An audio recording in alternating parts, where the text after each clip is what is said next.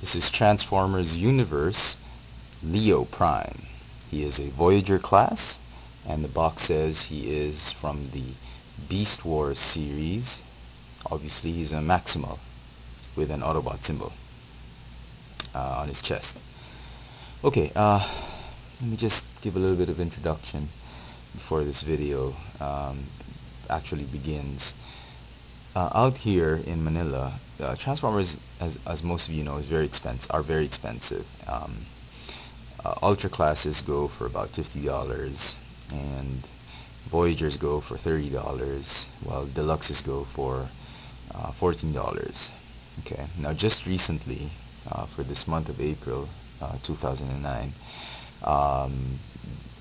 the local Toys R Us, Toy Kingdom, all the local retailers of Transformers and toys have put all of the Transformers universe Voyagers, Ultras, and two packs meaning comic book packs, the ones with a Voyager and a Deluxe class figure.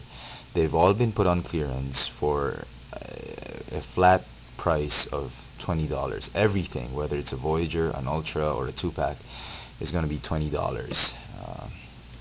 So I went ahead and looked at some of them. A lot of them I've already bought for a regular price, which was $10, $30 more expensive. But there were a few that I have not picked up, and one of them was Leo Prime. I did not bother picking him up when he was still $30 because, well, I lost interest in Beast Wars a long time ago. I had Megatron, Optimus Primal, and Airazor. I sold all of them off. I did keep Razor Claw. That's about it. And he's even incomplete. It's not a complete figure.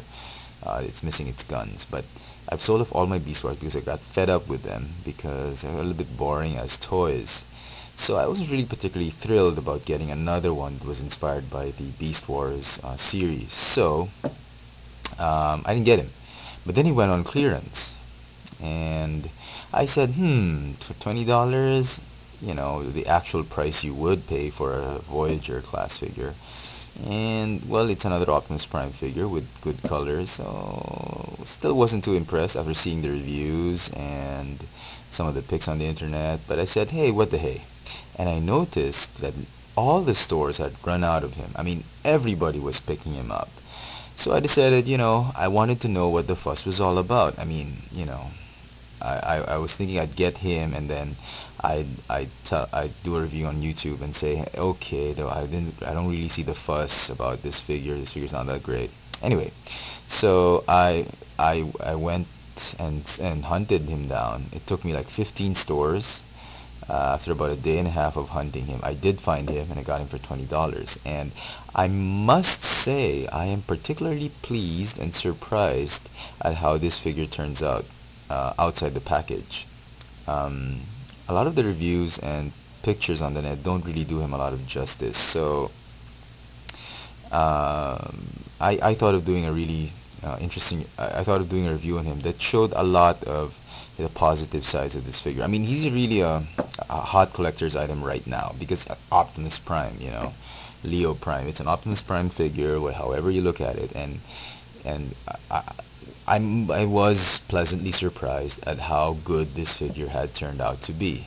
I wasn't expecting it to be this good. I was expecting it not to be bad, but just a very mediocre figure. But he turned out to be great.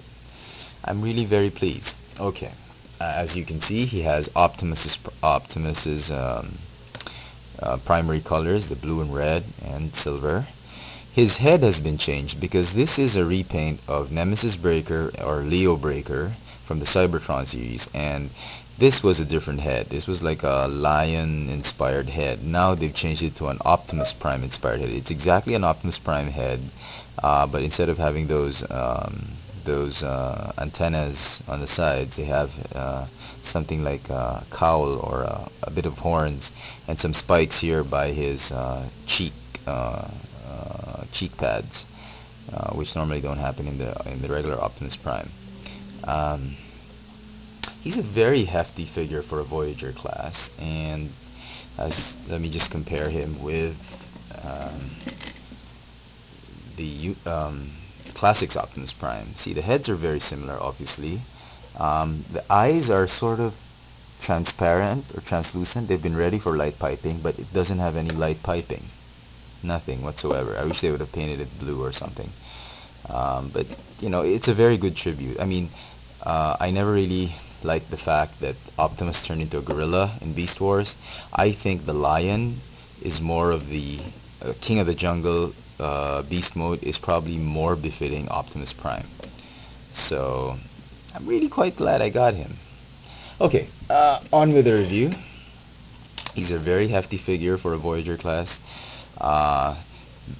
Another difference they've done is they've taken out all the electronics. There's nothing. They've replaced the this is the electronics latch, and they've replaced the screw with a rivet, so you can't really open it, but that's where the battery should go, so that there's some electronic sound. See, there's even holes here for the sounds, but apparently they took it out. Okay, very nice figure. Let me just give you a 360 of him. Very nice. Limited posability, I have to give it that. The head can turn, but the waist does not turn. His arms, his arms are on ratchet joints, and they can move in and out through this joint. The forearms do rotate, which is very nice, and the elbows bend. Very nice. The wrists do swivel in and out. Four fingers move together, and the thumb can move on its own. That's about it. The legs are pretty boring. They move in and out a little bit, forward and backward. The knees bend both ways. He's got heel spurs and toes that move up and down. That's about it. He's a pretty decent figure, I have to admit. And for a Voyager, at $20, you're getting your money's worth.